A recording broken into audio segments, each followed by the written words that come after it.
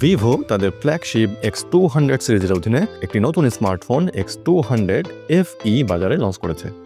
Company তাদের এই সিরিজের আগের ফোন দুটি অর্থাৎ X200 এবং X200 Pro ফোন দুটির ক্যামেরা সেগমেন্টকে বিশেষভাবে ফোকাস করেছিল এবং এক্ষেত্রেও তার ব্যতিক্রম হয়নি। তা হয়েছে জেইস এর লেন্স, এবং আমরা জানি জেইস হচ্ছে বিশ্ববিখ্যাত লেন্স নির্মাতা প্রতিষ্ঠান। তো ফ্ল্যাগশিপ ফোন হিসেবে ফোনটির অন্য দিকগুলোর কি অবস্থা, তো বন্ধুরা চলুন জেনে আসি। ভিভোর এই ফোনটিতে দেওয়া হয়েছে 6.3 ইঞ্চির একটি ডিসপ্লে। সুতরাং বুঝতেই পারছেন বাজারে প্রচলিত অন্যান্য ফোনগুলোর তুলনায় এই ফোনটি কিন্তু বেশ ছোট। এর স্ক্রিনে জেস মাস্টার কালার টেকনোলজি ব্যবহার করা হয়েছে। স্ক্রিনটির চারপাশে অত্যন্ত পাতলা বেজেল এবং মাঝখানে পাঁচ হোল কাটআউট রয়েছে। এই স্মার্টফোনটির থিকনেস মাত্র 7.9 মিলিমিটার এবং এতে শিল্ড গ্লাস প্রোটেকশন ব্যবহার করা হয়েছে। LTPO অ্যামোলেড প্যানেল দিয়ে তৈরি এই স্মার্টফোনটি 120 hertz refresh rate, 2160 hertz PWM dimming এবং HDR10+ সাপোর্ট করে। এর রেজুলেশন হচ্ছে 1216x2640 পিক্সেল।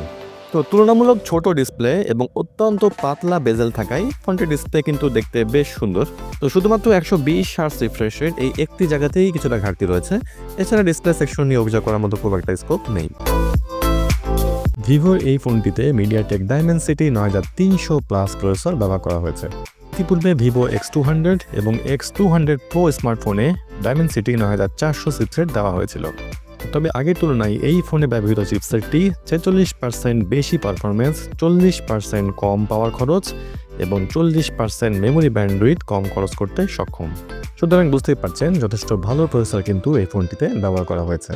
তবে গেমাররা যারা আছেন, যদিও সব ধরনের গেমই কিন্তু এই ফোনটিতে স্মুথলি রান করানো যাবে, তবে এই ফোনটি গেমারদের জন্য আদর্শ কোনো ফোন নয়, কারণ এর ডিসপ্লে কিন্তু মাত্র 6.3 ইঞ্চির।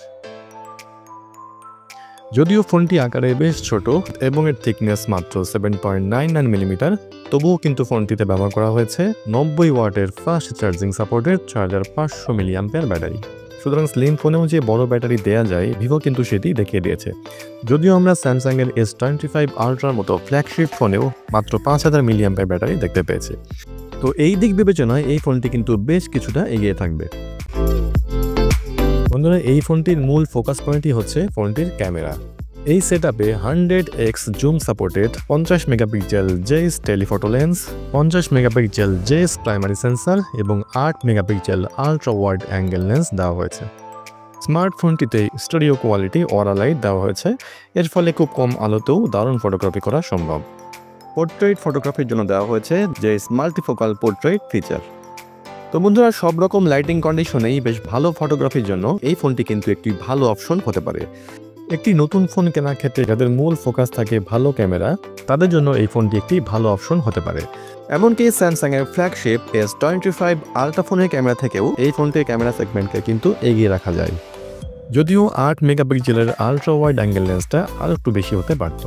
আর সেলফি ক্যামেরা হিসেবে দেওয়া হয়েছে 50 মেগাপিক্সেলের ওয়াইড অ্যাঙ্গেল লেন্স, যা 4K পর্যন্ত ভিডিও রেকর্ডিং সাপোর্ট করে। তো বন্ধুরা, আগে বলেছি এই সিরিজের ফোনগুলো ক্যামেরার জন্য বিশেষভাবে স্পেশাল। তো এই বাজেটের আশেপাশের যে কোনো ফোনে থেকে কিন্তু এই ফোনটির ক্যামেরা সেগমেন্টকে অবশ্যই এগিয়ে রাখা যায়। এই ফোনটি বাজারে বেশ কয়েকটি মেমোরি অপশনে অর্থাৎ 12 256, 12 512 এবং 16 512 এই কয়েকটি স্টোরেজ অপশনে লঞ্চ করা হয়েছে।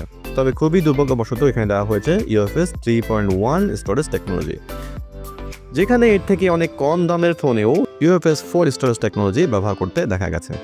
এছাড়াও ফোনটিতে রয়েছে IP69 রেটিং। সুতরাং পানিতে চুবিয়ে রাখলেও ফোনটি তেমন কোনো ক্ষতি হওয়ার সম্ভাবনা নেই।